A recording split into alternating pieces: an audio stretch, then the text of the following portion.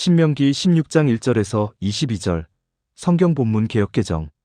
아비벌을 지켜 네 하나님 여호와께 유월절을 행하라. 이는 아비벌에 네 하나님 여호와께서 밤에 너를 애굽에서 인도하여 내셨음이라. 여호와께서 자기의 이름을 두시려고 택하신 곳에서 소와 양으로 내 하나님 여호와께 유월절 제사를 드리되 유교병을 그것과 함께 먹지 말고 이래 동안은 무교병 곧 고난의 떡을 그것과 함께 먹으라. 이는 네가 애굽 땅에서 급히 나왔음이니 이같이 행하여 네 평생에 항상 네가 애굽 땅에서 나온 날을 기억할 것이니라.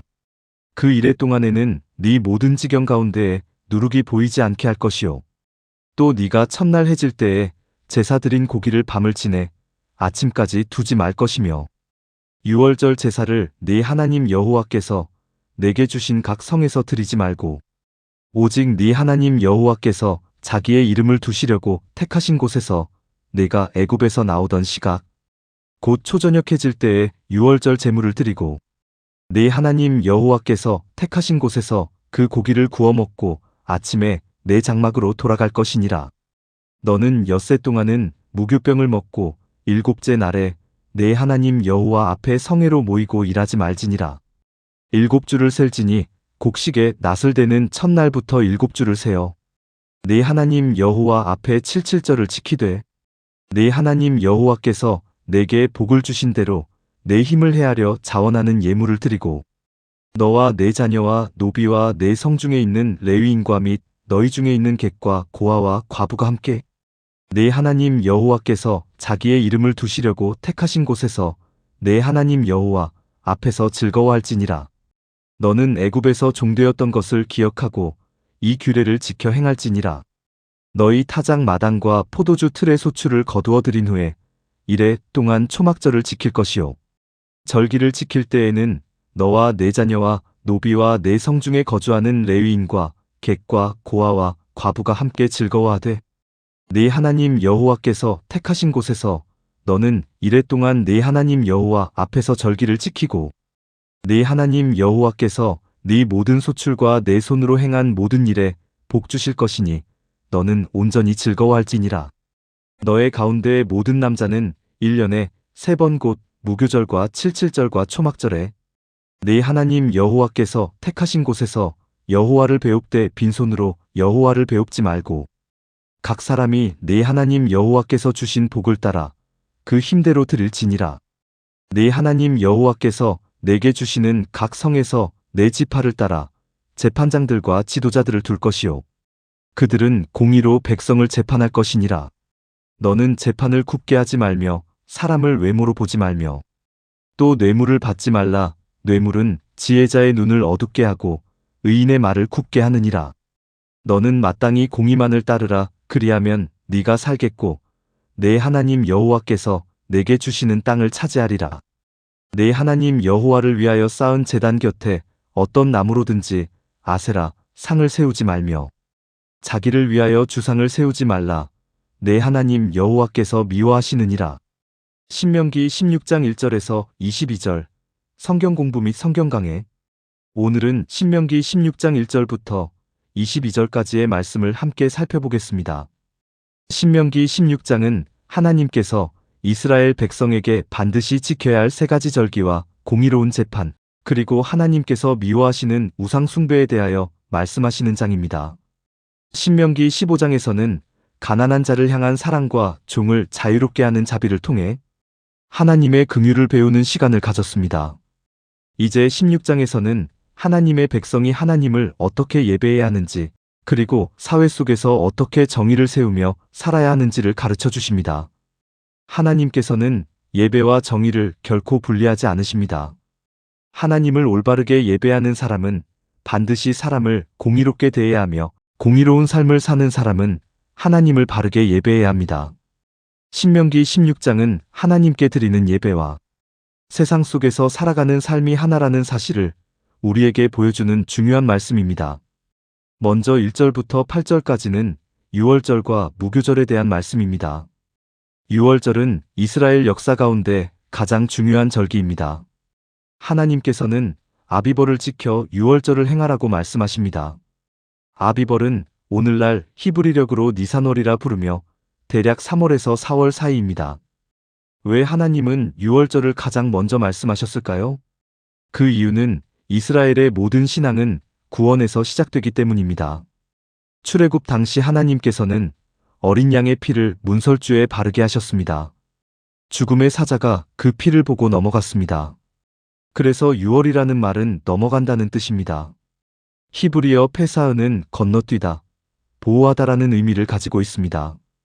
이스라엘은 자신의 힘으로 살아난 것이 아니라 하나님의 은혜로 살아났습니다. 하나님께서는 이 사건을 절대로 잊지 말라고 하십니다. 왜 기억해야 할까요? 사람은 시간이 지나면 하나님의 은혜를 잊어버리기 때문입니다. 은혜를 잊으면 교만이 찾아옵니다. 교만은 하나님 없이도 살 수 있다고 생각하게 만듭니다. 그래서 하나님은 절기를 통해 끊임없이 은혜를 기억하게 하셨습니다. 오늘날 우리에게 6월절은 무엇을 의미할까요? 신약에서는 예수 그리스도께서 6월절 어린 양이 되셨습니다. 예수님의 십자가의 보혈이 우리를 죄와 사망에서 구원하셨습니다. 우리가 성찬을 행하는 이유도 바로 이 구원의 은혜를 기억하기 위함입니다. 예배는 새로운 은혜를 얻기 위한 시간이 아니라 이미 받은 은혜를 기억하는 시간입니다. 우리의 신앙이 흔들릴 때마다 십자가를 바라보아야 하는 이유가 여기에 있습니다. 하나님은 이어서 7일 동안 무교병을 먹으라고 말씀하십니다. 누룩 없는 떡은 급하게 출애굽했던 당시의 모습을 기억하게 합니다. 하지만 누룩은 성경에서 또 다른 의미도 가지고 있습니다. 누룩은 시간이 지나면서 반죽 전체를 변화시키는 작은 요소입니다. 예수님께서는 바리새인의 누룩을 조심하라고 말씀하셨습니다. 사도 바울은 죄의 누룩을 제거하라고 말합니다. 작은 죄가 인생 전체를 변화시킬 수 있기 때문입니다.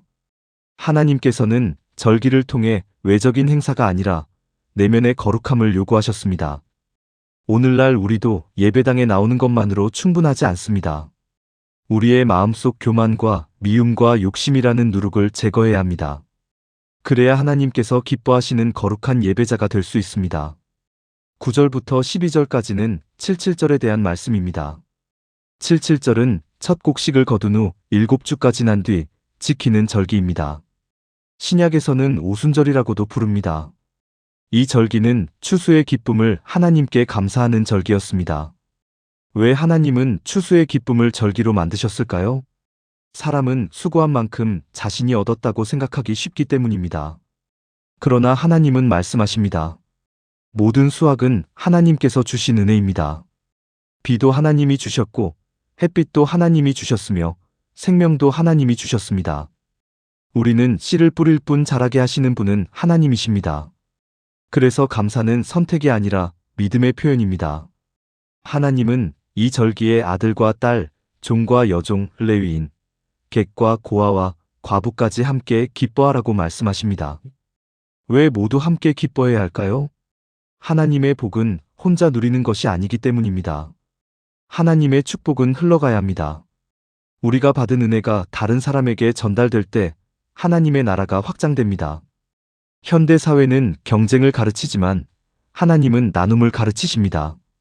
하나님께서는 우리가 축복의 통로가 되기를 원하십니다. 13절부터 17절은 초막절에 대한 말씀입니다. 초막절은 한 해의 추수를 마친 후 지키는 절기입니다. 백성들은 일주일 동안 초막을 만들어 생활했습니다. 왜 불편하게 초막에서 살아야 했을까요?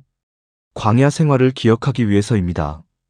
편안한 집에서 살다 보면 과거의 은혜를 잊기 쉽습니다. 초막은 잠시 머무는 집입니다. 하나님은 이스라엘에게 너희의 진짜 집은 하나님 안에 있다는 사실을 가르치셨습니다. 오늘날 우리의 삶도 마찬가지입니다. 세상은 영원한 집이 아닙니다. 우리는 하나님 나라를 향해 가는 순례자입니다. 그래서 성경은 우리의 시민권이 하늘에 있다고 말씀합니다. 초막절은 현재의 풍요 속에서도 광야의 은혜를 잊지 말라는 하나님의 사랑입니다. 17절에서는 매우 중요한 원리가 나옵니다. 각 사람이 하나님께 받은 복을 따라 예물을 드리라고 말씀하십니다. 하나님은 금액을 먼저 보시는 분이 아닙니다. 하나님은 마음을 보십니다. 많이 받은 사람은 많이 감사하고 적게 받은 사람은 적게 감사하는 것이 아니라 받은 은혜에 합당한 믿음으로 드리는 것이 중요합니다. 헌금은 하나님께 돈을 드리는 시간이 아니라 감사와 믿음을 표현하는 시간입니다. 18절부터 20절은 재판장과 지도자들에 대한 말씀입니다. 하나님께서는 성읍마다 재판장을 세우라고 하십니다. 그리고 공의롭게 재판하라고 명령하십니다. 편견을 가지지 말고 뇌물을 받지 말라고 말씀하십니다. 왜 하나님은 뇌물을 그렇게 엄하게 금하셨을까요? 뇌물은 진실보다 사람을 보게 만들기 때문입니다. 공의가 무너지면 사회가 무너집니다. 정의가 무너지면 약한 사람들이 가장 큰 피해를 입습니다. 그래서 하나님은 반복하여 말씀하십니다. 오직 공의만 따르라.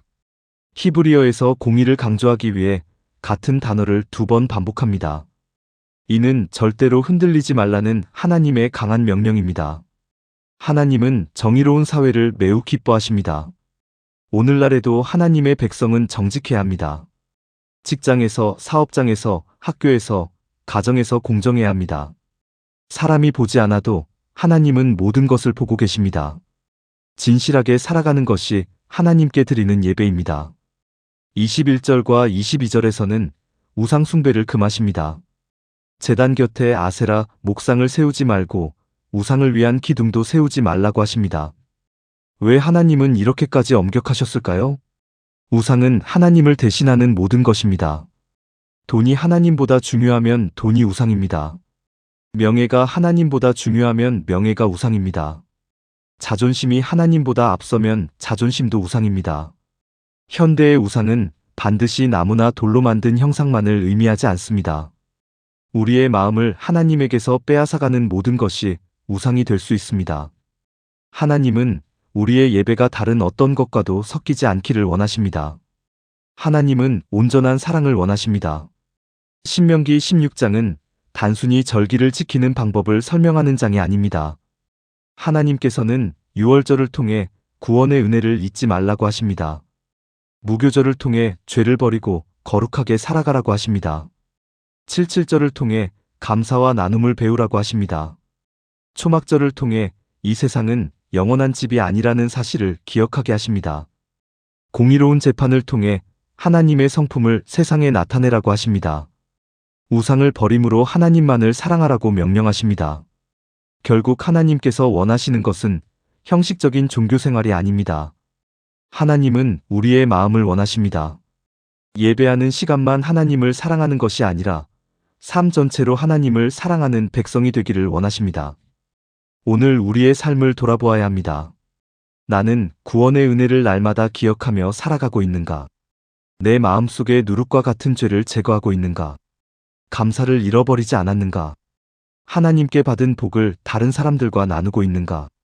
정직과 공의를 실천하며 살아가고 있는가? 내 마음속 우상은 없는가? 하나님께서는 오늘도 우리를 초대하십니다. 십자가의 은혜를 기억하며 살아가는 사람, 감사와 기쁨으로 예배하는 사람, 공의와 사랑을 실천하는 사람, 오직 하나님만을 예배하는 사람이 되기를 원하십니다. 그러한 삶을 살아갈 때 하나님께서는 우리의 삶 가운데 참된 기쁨과 평안, 그리고 하늘의 복을 풍성하게 허락하여 주실 것입니다. 감사합니다.